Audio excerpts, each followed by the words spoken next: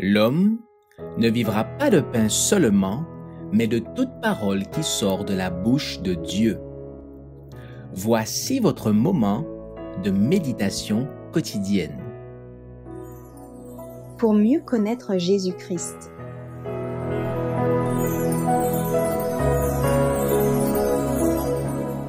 Des enfants et non des esclaves, le 22 avril.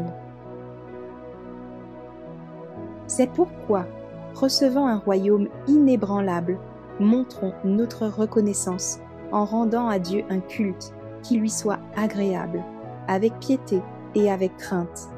Hébreux chapitre 12, verset 28. Beaucoup de ceux qui professent être disciples du Christ ne mettent pas en pratique sa parole. Ils n'y trouvent pas de plaisir parce qu'elle demande d'eux un service qui les rebute. Ils n'apprécient pas ses salutaires réprimandes et ses appels pressants.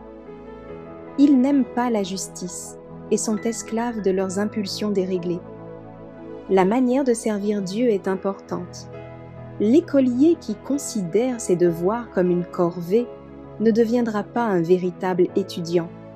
L'homme qui prétend observer les commandements de Dieu par obligation ne goûtera jamais la joie de l'obéissance. L'essence et la saveur de toute obéissance émanent d'un principe intérieur, l'amour de la justice, de la loi de Dieu.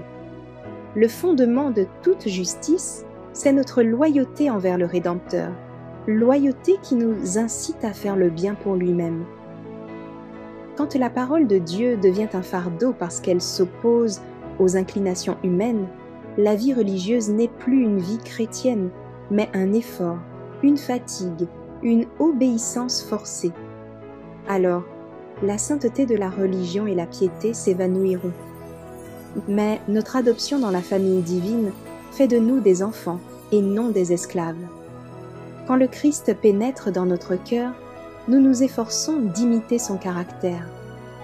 Plus nous étudions sa vie avec le désir d'apprendre, plus aussi nous lui devenons semblables.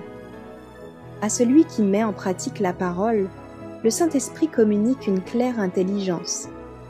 Plus nous crucifierons notre égoïsme en distribuant aux autres ce que nous avons reçu et en mettant au service de Dieu les talents qu'il nous a donnés, plus aussi les grâces célestes s'affermiront en nous et augmenteront.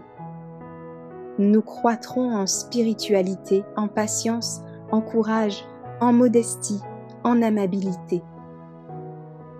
Les wagons ne sont pas simplement attachés à la machine, mais ils la suivent. Qui suivons-nous ?